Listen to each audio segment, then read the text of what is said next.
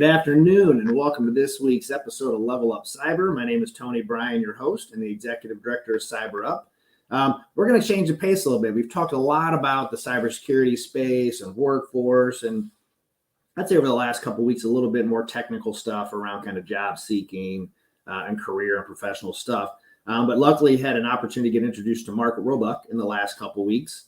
And found out that he is a computer science and cybersecurity instructor and the department head for the Carolina County Public Schools out in Maryland. So I'm looking forward to diving into this conversation because I know CyberUp has a youth program and talking to students and getting in front of them and talking about the importance of not just opportunities in careers, but also their own kind of personal journey and their own responsibilities into cyber and trying to help them, protect themselves and others along the way. So without further ado, Mark, welcome to the show. We're excited to have you today.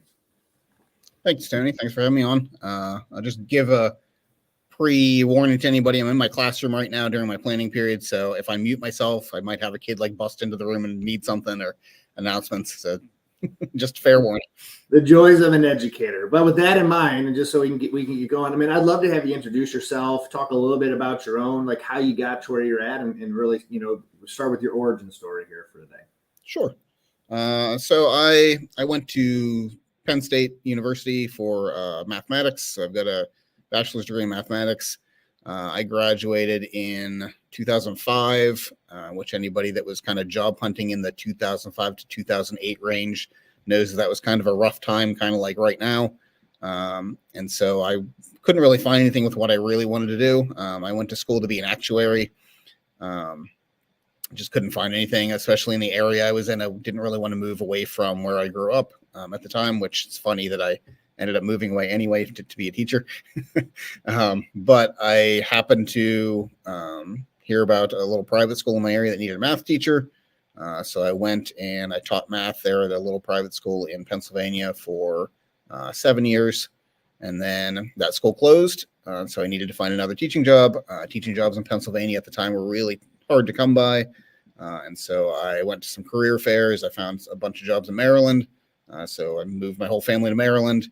And I taught 1 year of math in Maryland. And then I had a principal at the school I'm at now.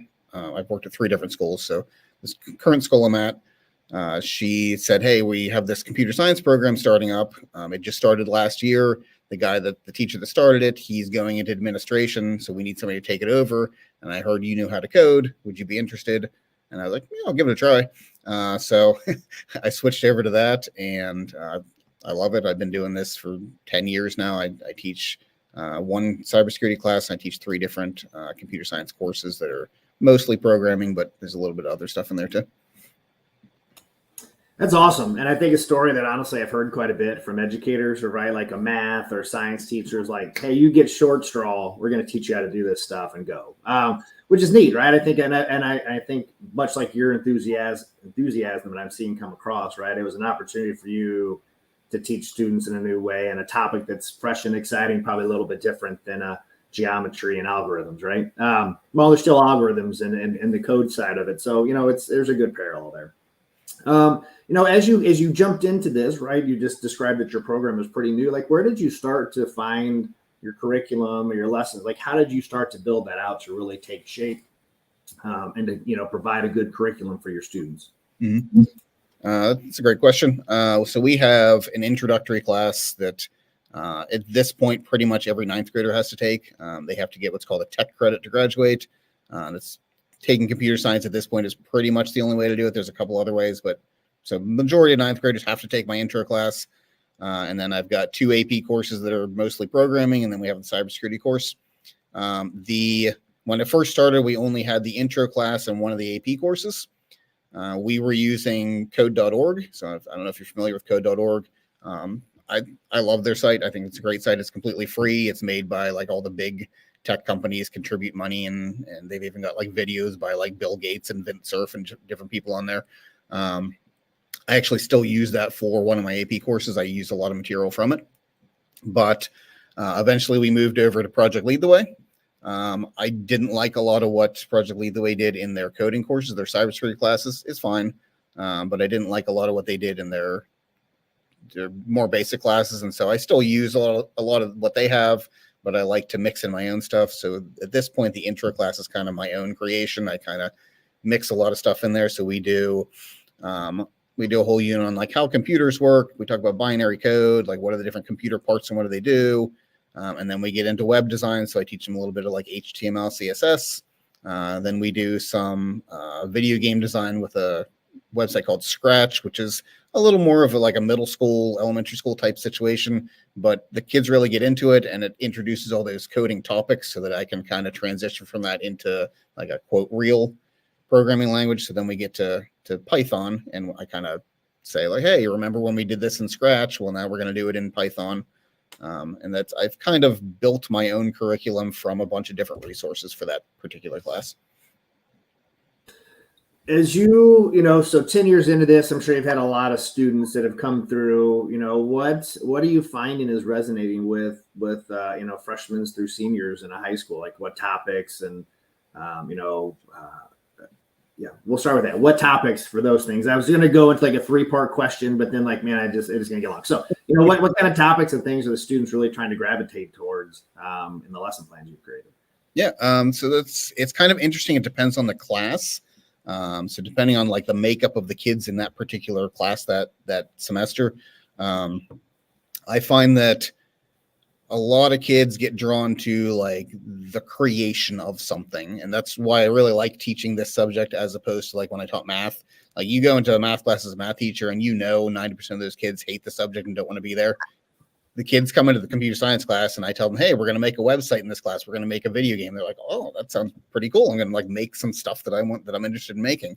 And it's also got that touch of like creativity to it. So yeah, we're going to make a website, but you can make a website about whatever you want within reason. I mean, you're in school, so obviously I need like school appropriate things in the website, but yeah, you want to make a website about like selling sneakers. Awesome. Let's do it. If you want to make a website about like your favorite video games, cool. That's what we're going to do. So I think that's what really draws the kids. And some of them really kind of grab onto that web design aspect of it. Some of it really like the video game part of it. Some of them really like the just Python coding, or when they get to the advanced classes, kind of we do Java, we do JavaScript. Yeah. So how long are you generally with the students? Do they stay with you for their freshman through senior year, and they, depend on the class, or what's the kind of general percentage of students that stick with you for the full 4 years? Yes. Yep. So I used to get every 9th grader. At this point, I've grown the program to the point that it used to just be me at this high school and one teacher at the other high school. Now we've got 2 teachers at my school, we're the smaller high school, and then we've got 4 teachers up at the other school. Wow. So we've got most of the teachers teach the intro class, and then myself and the other kind of advanced courses teacher at the other high school, we teach the 3 advanced classes. So I teach 2 AP courses and then the cybersecurity class. I would say that, like I said, the intro class, almost every 9th grader has to take it because they need a tech credit. And then I will get, at my school, I get probably like 12 to 15 in the first AP class. And then I'll get maybe 8 to 12 in the second AP class. And then maybe like 6 to 10 in the cybersecurity class. Yeah. And I will get those kids the whole time. So the kids that take the advanced classes, I get them all 4 years.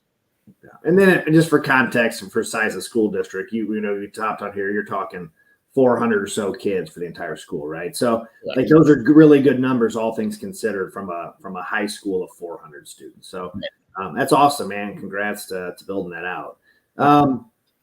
So Project Lead the Way, right? I'm pretty familiar with it. For those that aren't, do you want to kind of dive into, how that works or where it's gone for you? I mean, that would be a great way to, maybe there's an educator out there looking like, man, I really want some stuff. Where do I turn to? So Project Lead the Way is one of the first that came out.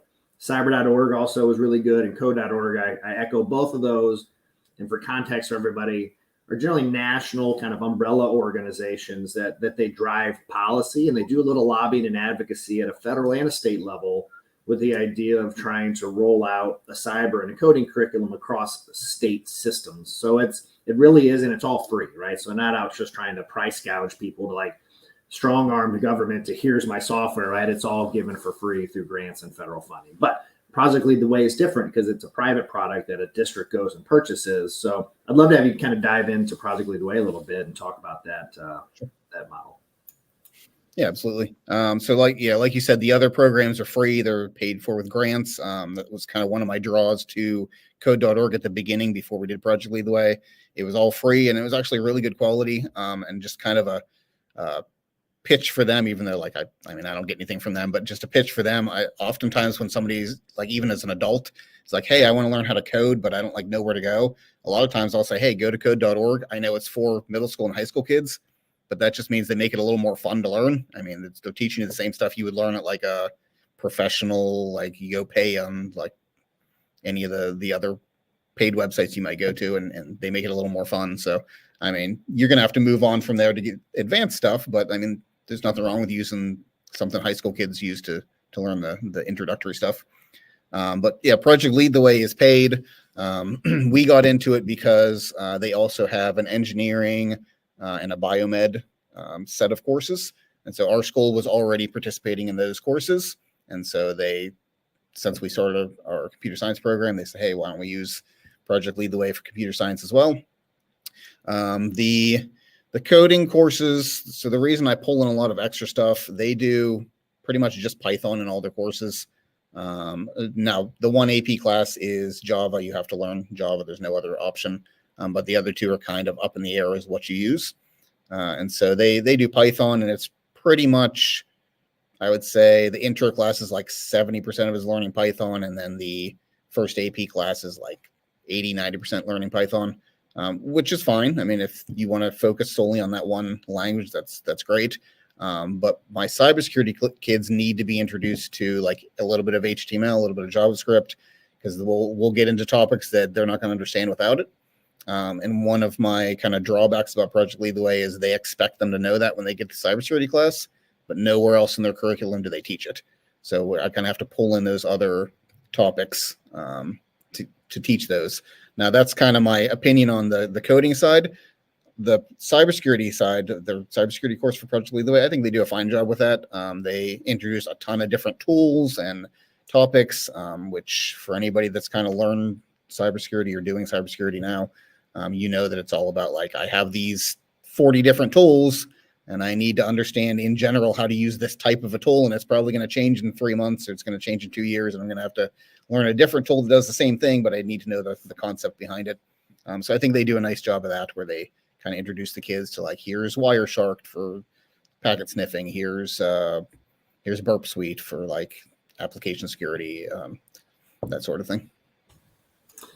Well, I know each state and each kind of district does a little bit differently, right? So we're in Missouri. Missouri does a really good job of backfilling and actually providing support and funding to school districts in the state to cover the cost of Project Lead the Way. In absence of somebody like yourself making a curriculum, it's a great way to do it. And I think the secret sauce that has made Project Lead the Way as successful as it has been is their train the trainer model, right? So they embed in a state, and then generally there's a college or university that's partnered with them that you're bringing all the students to, or the teachers, educators in to teach them the curriculum and the ins and outs, and actually provide a support system for somebody, because there aren't many programs out there that are developing technology and cybersecurity teachers. So you go out and get a math or science, you got to learn the tech side. So like, and even like for yourself, you started math and converted over to technology, which is not an abnormal transition that I've seen. So there are other states, right, like Illinois, our friend to the east,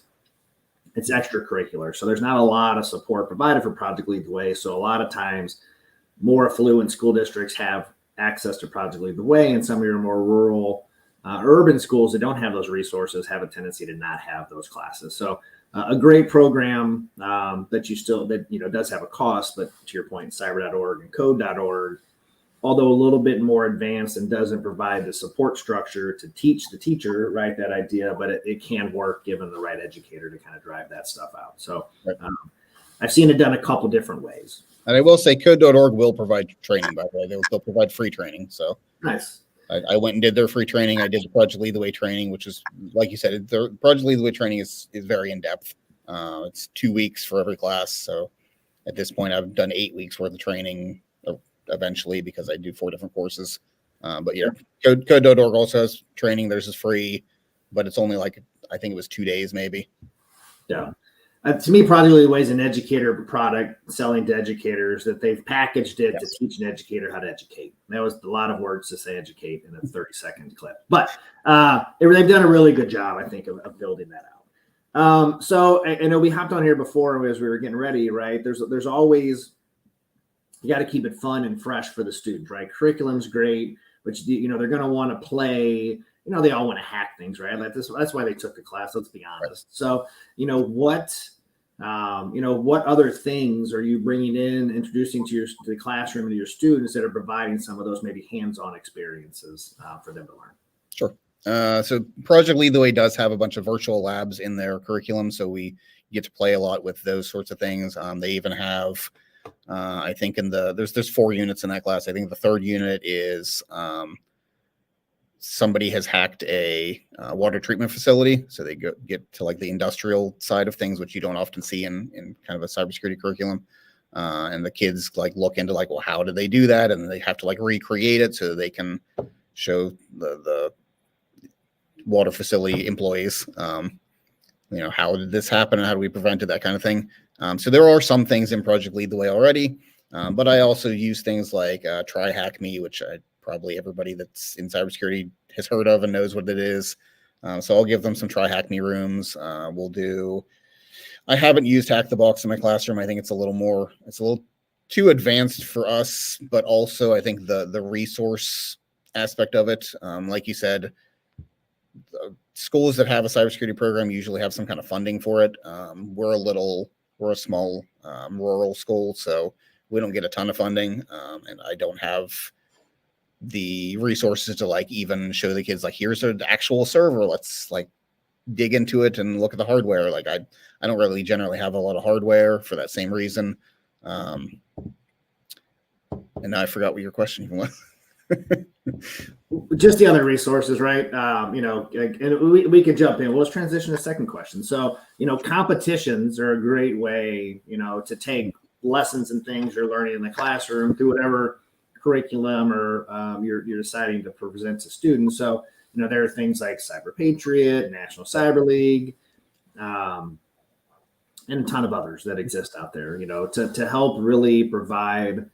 I think an important part of the learning is the teamwork, the camaraderie, right? Some of the stuff that is going to be a little harder to simulate and make into a classroom. So, what things have you introduced to your students? Maybe we'll say in class, right? What stuff you're providing in class, and do you have any after school kind of things or curriculum stuff that you're also working towards to get kids and students engaged? Yeah, perfect.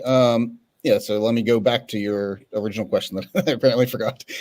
So there was Try Hack Me. I actually went through, when I was kind of upskilling myself, I went through a program called Whole Cyber Human Initiative, which is generally like a military veteran type situation. But they were kind of just transitioning and trying some new things out. And I talked to the guy that's in charge. His name's Paul Cummings.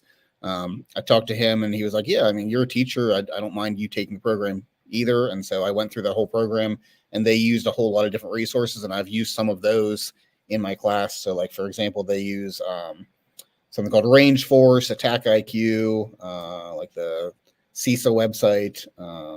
They did SANS has like a course called Cyber Aces, which is like their little free course so you don't have to pay 10 grand or whatever it is for their other classes. I went through all those and I've used some of those in the class. So like Attack IQ is a good one I've used in class. Range Force I've used. Port Swigger is a great one. That one's free for like web app security. So those are all resources that I've used in class. But then like the gamified aspect of a lot of recent things that have come out. I mean, there's some older ones too, but like you've got like Haiku and Try Hack Me and those kinds of programs that they're kind of gamified, which kind of catch the kids' interest. There's Terminus is a good one for like learning Linux or Over the Wire. Over the Wire Bandit specifically is I think one that does Linux. And then, like you mentioned, CTFs. My kids always do Pico CTF, which is Carnegie Mellon's CTF that they make. And the reason I do that one is because they have a whole section on their website that's Pico Gym, which is they can like practice all the old ones and they can like learn like, oh, what is a CTF? Like my kids don't even know that when they come in. I'm like, oh, we're going to do this CTF. And they're like, oh, what's that? And so it kind of explains them what a CTF is, works them through like some really easy basic flags at the beginning. So they learn like what a CTF is and how to like turn in a flag and that kind of thing. And then it gets progressively harder and teaches them like, oh, here's like a really basic cryptography question. Here's a really basic forensics question. And then it gets harder. And so we practiced some of those for a while. And then I think their competitions in March every year. So then in March, I have my class participate in Pico CTF. The other high school in my county has done Lockheed Martin's in-person CTF. I'd like to do that one. It just takes a lot more planning and resources. So I'm hoping to be able to do that one this year. But I don't know for sure if we'll be able to do it. And I think our other high school might not be able to do this year either. But that's one where you have to go like on the weekend to the in-person site. But we're kind of lucky where we're located because we're in the Eastern Shore of Maryland. So we're across if you don't know what that is, it's across the big bridge that's in the Chesapeake Bay. But we're only, we have to drive over the bridge, but we're only an hour or less from Annapolis, and we're like less than 2 hours from Baltimore, Washington, D.C. We can go the other way and get to New York in like 3 hours, Philadelphia in like 2.5. So we're actually near a ton of big cities that we could get to if there were things we wanted to go to there. Yeah, I like it. So let's shift gears ever so slightly here, right? Because I'm gonna, I think I'm gonna have a tendency to share this out to other educators. CyberUp engages in outreach for 2nd, 4th, and 7th graders, just with the goal, right? Like, if we do our job right, you have more students registering for your classes because they're more familiar with the topic, right? And that's really the goal. And I know nationally it's been a push around STEAM for several years, right? And I think this definitely falls in that. So let's say that I'm an educator. I'm listening to you today, Mark, and saying, man, this is really cool. I would like to learn how to do this. I have an interest in technology. Like, what advice would you give somebody who's, maybe a current math or science teacher that's hearing this and is like, man, I want to do that. What advice would you give them of where to start and like where to get going? Yeah. So I think that a lot of school districts right now are pushing to add computer science to their curriculum, to add some courses somewhere in the school. So if your school doesn't have one and you're interested in it, I would definitely go to like your admin or your school board and talk to them like, hey, I'm interested in learning computer science and starting a program at our school. I've seen a ton of, maybe this is a little bit biased because I'm Maryland and maybe Maryland is doing this and not necessarily other states. But I feel like there's a lot of schools that in the last 5 years or so have added computer science programs. Like just in my area, after I started my program, there was a math teacher that I worked with at my previous school that I found out started teaching computer science at another county near me. So he kind of got started in the program. And there were a couple other schools like that. I didn't necessarily know those other teachers, but same idea. They kind of started in the last maybe 5 years. So there's definitely the potential to just start a brand new program. If you already have a program, like I said, mine grew pretty well. I personally would love to see, like on a nationwide level, accepting computer science as a kind of a math credit. I know in Maryland you can do it, but there's some kind of hoops you have to jump through. So like our district doesn't do it that way right now. But you're learning the same like logical thinking steps. I don't see why you shouldn't be able to count computer science as kind of a math credit. And if we kind of go back,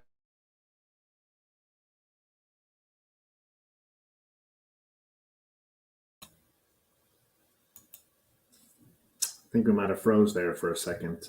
As it kind of regroups, we'll keep going. Got you. You're back. You kind of froze up there for me in a second. okay, no problem. No, all good. I was going to jump in and take over for you, but you hop back in over here. Good transition. All right. So what I was saying was, I think every school has kind of these math classes that pretty much every kid has to take. And this might be an unpopular opinion as a teacher, but like I don't feel like every kid should have to take calculus and geometry. Like, yes, you should know your basic math skills, but once you're out of like elementary school, middle school, we kind of push every kid to have to keep taking a math class every year. And so that ends up being like every kid's taking algebra 2 and pre-calculus. Or trigonometry. Well, Mark will join us back in a second. And just as a kind of add-on and for perspective there, I've seen it done a couple different ways for educators and school districts, right? So like, obviously Mark has a district that leaned into it, made an investment, but not every district has that opportunity, right? So we've seen a lot of educators that have taken some initiative on their own, added an opportunity to their table, and really have come into their own of building out their own curriculum to do it. I've seen it sit in CAPS program, career technical education programs, and I've also seen it in just regular classrooms. Does your curriculum and lessons, is it just sitting as a normal kind of class load, or does it affix to a CAPS or a CTE kind of program for you? Yeah, that's a great question. Ours is a CTE program. So for people that aren't kind of familiar with how schools set things up, a CTE program is like your career technology education. So typically that's seen as like your electricians, your plumbers, your HVAC kids, your culinary kids, your cosmetology kids. But our school also puts like the engineering program, the computer science program, biomed, nursing, all those are also covered in CTE. And there's really a big push right now in Maryland for sure, but I think also nationally to get more kids into those programs, just because we're seeing so many people kind of almost being forced into college. Like you feel like you have to go to college, and then we have all these college graduates that can't find jobs. And like, well, I just went into debt to try to get this supposed better job, but there aren't any jobs for me. So I think there's a big push to get into the kind of technical program rather than kind of a college route. Yeah, I had an opportunity the last 2 days to be around a lot of the deans of colleges, right? The community colleges in Missouri and the 4-year institutions in Missouri. And man, I learned a lot about higher education. And I felt like I knew quite a bit, but just, they kind of went through the 50 years of just how education, right? So for the past 25 years, it's been all about getting, access to college, right? And clearly we've created a ton of access to college and changed the relationship there. And now it's really more about the completion of college, right? So we've got numbers up, but there's still a high percentage of kids that are, not completing. And now there's a new trend in this idea about the value, right? And I think what you're alluding to is career technical education is starting to provide more value for students, who are more mindful of going into an incredible amount of debt for a college education that may pay them $15 an hour, right? Or they're not going to get the job they want. So can I go do a different pathway or an apprenticeship for those types of opportunities? So it was an interesting to hear just the transition and hearing educators, obviously presidents of colleges that are working hard to recruit students, and just to really see that the shift from 4-year liberal arts type of education to much more short-term credentialing, skilling up in a quicker way and creating more value. And I'm excited to see what the future of that has to do and how it transitions. I also just like they gave a lot of demographic around like just age. Mm-hmm. And I've never really seen it in a chart, just, birth rates back in the 60s with the boomers and to now where just the chart was a funnel, and now it really is, it's a balloon. It kind of bubbles in the middle and we're just so low. So we have to start looking ahead to things like you're doing and really finding ways to not reduce standards, but expedite how we are getting people skills to do jobs that don't necessarily require the degrees and just need some technical prowess to it. So yeah, and I think the cybersecurity community, like businesses and such, I think they really latched onto that, especially recently, where they're like, "Hey, we don't need you to have a degree, but we need you to have these certifications to show that you kind of know what you're doing, or we need you to have experience in some kind of an internship or apprenticeship so that we know you kind of know what you're doing without having to have that degree." And computer science, I think, is maybe starting to get there, but they're still, computer science a lot of the time is you need that college degree in some computer science related field to get a coding job, whereas cybersecurity for sure is hey, you're in the military for 10 years doing this, great, come get a certification, and doesn't matter if you have that degree or not. Yeah, it's interesting. And then right now the market's changed a little bit for the hiring, right? It's slowed down quite a bit. There's a lot of I'll call it fear and uncertainty maybe of just with the election. I think there's a lot of stuff. You sprinkle in a little strike here or there from longshoremen, right? Things go a little crazy. So there's a lot of concerns that are out there. Do you have, we're right at time, but I got a question I want to ask. Do you have a great student success? I'm going to throw, this is left field. Do you have a student success story that maybe that's kind of come through and you've been doing it 10 years. I'm sure you've had a couple students go on to do some great things. Anyone that jumps out to you that you'd love to share with the audience? Yeah, I've had a few. I had a non-related tech kid that was really great at math back in my original school that went on to become an Army Ranger. I still hear from him every once in a while, so that's exciting. I had a girl maybe 3 or 4 years ago that took my intro class, didn't really know that she liked computer science. She did the website design part of my intro class and really loved it, so she ended up taking all of my classes. She got to cybersecurity, realized that was something she was interested in. She went to college for cybersecurity. And she graduated with a degree, and she went, I don't remember where she went, but she went to a school where she helped make their CTF. Like, they built their own CTF and had kids participate, and like she was part of that team that like built the CTF. So that was really cool. I got to kind of see the backside of that as she was working on it and telling me about it. She's come back to my class 1 year to speak to my kids. I have speakers coming to my class every once in a while.